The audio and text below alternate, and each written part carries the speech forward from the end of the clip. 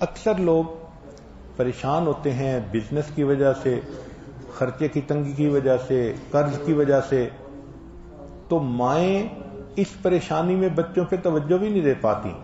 تو اس کے لیے بھی ایک عمل ساتھ سن لیجئے. ہمارے حضرت مرشد عالم رحمۃ اللہ علیہ فرماتے تھے کہ جب بھی نماز پڑھیں ہر نماز کے بعد اول آخر ایک دفعہ درود شریف اور درمیان میں 7 مرتبہ سورت لإیلاف قریش، پوری سورت 7 دفعہ پڑھیں، چھوٹی سی سورت ہے، اور پھر دعا مانگیں. اس عمل کو کرنے سے رزق کی کوئی بھی پریشانی ہو اللہ اس پریشانی کو دور فرما دیتے ہیں. ایک صحابی ہے، یا رسول اللہ تنگی ہے رزق کی، کوئی وظیفہ بتائیں. کتنے لمبے لمبے وظیفے لوگ پڑھ رہے ہیں کہ کاروبار کھل جائے اور روزی بڑھ جائے. کتنے لمبے چوڑے، کتنے کتابوں میں ایڈے ایڈے وڈے وظیفے لکھے پہ، پڑھوں جی بندہ بڈھا ہو جائے. میں قربان جاؤں یا رسول اللہ آپ کی شفقتوں پر، آپ کی رحمتوں پر. سنو، یہ کرو، میری بات نہیں ہے، میرے نبی کی بات ہے. تجربے کی وجہ سے کرو گے تو کچھ نہیں ملے گا، یقین سے کرو گے تو دروازے کھلتے دیکھو. کہ یا رسول اللہ ارید ان یوسع علی رزقی، میں چاہتا ہوں میری روزی کھل جائے. تو آپ نے کہا ادم علی الطہارہ یوسع علیک رزقک، تو باوضو رہا کر تیرا رزق کھل جائے. کوئی زور لگتا ہے وضو؟ تمہارے ہاں تو سردی ہوتی ہی کوئی نہیں کہ بھئی ٹھنڈا پانی ہے کیسے وضو. یہ تو ہمارے لیے مسئلہ ہے کہ بھئی ٹھنڈا پانی ہے کیسے وضو کرو. وہ ہمارے گاؤں کا مراسی مجھے مل گیا، میں نے کہا چل نماز پڑھے گی. نہیں جی میاں جی سردی بڑی، نہ لے جاؤ سردی بڑی. مراسیوں کو سردی زیادہ لگتی ہے. میں نے کہا نہیں آج تک نماز پڑھا کے چھڑنا ہے.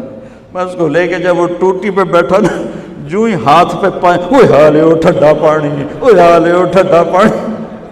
تمہارے لیے تو یہ مسئلہ بھی نہیں کہ ٹھنڈا پانی. میرے نبی کی یہ سارا مجمع لے لو، یہ اوپر مستورات لے لیں. ادم علی الطہارہ یوسع علیک رزقک. میرے نبی نے فرمایا باوضو رہنا شروع کر دے، اللہ تیرا رزق کھول دے گا. اب یہ اللہ رسول کی آپس کی بات ہے تو میری بات ہوتی تو دیوار پہ مار دو.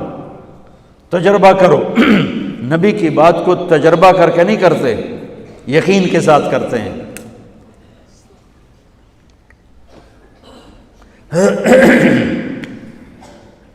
ادم علی الطہارہ یوسع علیک رزقک، باوضو رہا کر. اچھا باوضو رہنے کے اور فائدے. اللہ پیار کرتا ہے، شیطان ڈرتا ہے، اور وضو ہوگا تو نماز آپ ہی پڑھی جائے گی. چلو یار وضو ہے 4 فرض ہی پڑھ لو. علماء صالحین کا بہت تجربہ ہے، اور یہ جو وظیفہ بتا رہا ہوں میں آپ کو، یہ روزے میں برکت کا وظیفہ ہے.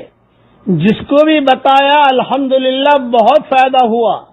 بلکہ ایک آدمی ایسا تھا کہ جس نے 1000 کے نوٹ زندگی میں کبھی نہیں گنے تھے. 1000 کے نوٹ اس نے گنے نہیں تھے، اسے بھی وظیفہ بتایا گیا تو الحمدللہ اب اس وقت میں کروڑ پتی ہے. وہ 1000 روپیہ کبھی گنا ہی نہیں تھا اس نے، لیکن آج اللہ تعالیٰ نے خوب مال دیا. لوگ جو ہے بہت ہی پریشان ہے روزے کے سلسلے میں.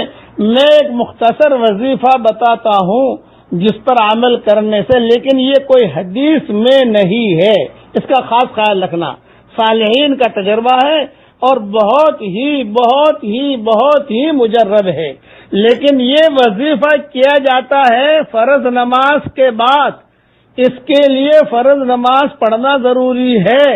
فرض نماز کے بعد 2 منٹ کا وظیفہ ہے، وہ کر لیجئے. اللہ تعالیٰ آپ کے روزی میں خوب برکت دے گا. نمبر 1 فرض نماز کے بعد یہ پڑھنا ہے. نمبر 2 1 مرتبہ درود شریف پڑھ لیجئے. نمبر 3 7 مرتبہ لإیلاف قریش پڑھ لیجئے. نمبر 4 پھر 1 مرتبہ درود شریف پڑھ لیجئے. نمبر 5 جب لإیلاف قریش میں آپ یہاں تک پہنچے وَأَطْعَمَهُم مِّن جُوعٍ وَآمَنَهُم مِّن خَوْفٍ. اس جملے پر جب پہنچے تو وہاں پر اپنی چیز کا خالی خیال رکھیے روزی کا کہ بھئی میری روزی کا مسئلہ ہے، اس لیے اللہ تعالیٰ میرے لیے آسان کر. دل میں یہ کرو تو اللہ کی ذات سے امید ہے جس کو بھی بتایا سب کو اللہ تعالیٰ نے فائدہ پہنچایا ہے. یہ اللہ کا شکر ہے. چونکہ بہت خبریں آتی ہیں میں اس لیے یہ مختصر چیز بتا دی میں نے، لیکن شرط ہے اس میں فرض نماز کے بعد. کوئی آدمی کہے کہ فرض نماز نہ پڑھوں، نہ، فرض نماز پڑھیے. فرض نماز کے بعد اطمینان سے اپنی جو سنتیں وغیرہ ہے وہ پڑھ لیجئے، جو فرض نماز کے بعد کے اذکار مسنونہ ہے وہ پڑھ لیجئے، جو دعائیں ہیں فرض نماز کے بعد آیت الکرسی ہے، تسبیح فاطمی ہے، وہ ساری کی ساری چیزیں پڑھ لیجئے. اس کے بعد گھر جانے سے پہلے اتنا وظیفہ کر لیجئے، یا خواتین اتنا وظیفہ کر لیں، اپنے بچوں کو ہی بتا دیں. حدیث میں نہیں ہے لیکن یہ چٹکلا بڑا اہم ہے. میں اب کیا بتاؤں، اس وظیفے سے کئی غریب بادشاہ بھی بنے ہیں. اب قصہ تو سب سنا نہیں سکتا. گزشتہ زمانے میں جو بادشاہ بنے ہیں وہ اس وظیفے کی وجہ سے بنے ہیں. یہ بھی کتابوں میں لکھا ہے کہ تھا بالکل غریب لیکن اللہ نے بادشاہ بنا دیا، چمکا دیا. اس لیے لوگ بہت پریشان ہیں گھریلو سلسلے میں، روزے کے سلسلے میں. آپ گھبرائیے مت، اللہ کے احکامات تو پورا کیجیے، باوضو رہنے کی کوشش کیجیے.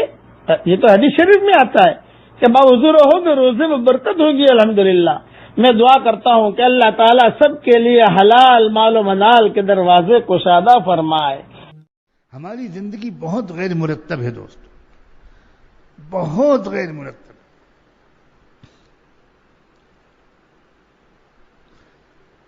تھوڑے دن انسان کو ذرا دقت پیش آتی ہے. آپ اچانک رات میں 10 بجے سونا شروع کریں تو پہلے ہی دن مشکل ہوگا.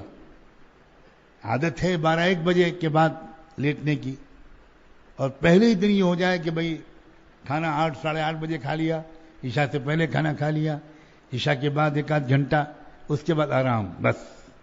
تو یہ پہلے دن بہت مشکل ہوگا. سب سے پہلے تو گھر والوں کی سمجھ میں نہیں آئے گا کہ یہ کیا ہوا.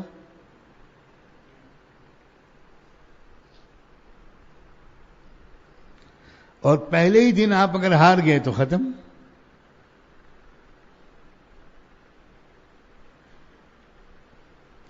صبح کو جلدی مناسب وقت پر اٹھنا رات میں جلدی سوئے بغیر ممکن نہیں، بالکل ممکن نہیں.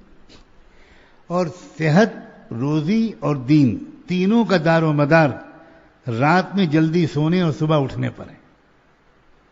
روزی اور صحت اور دین. جو رات میں جلدی سوئے گا صبح کو جلدی اٹھے گا، ہزاروں بیماریوں سے محفوظ رہے گا. جو رات میں جلدی سوئے گا صبح جلدی اٹھے گا، اس کی روزی میں بے پناہ برکت ہوگی.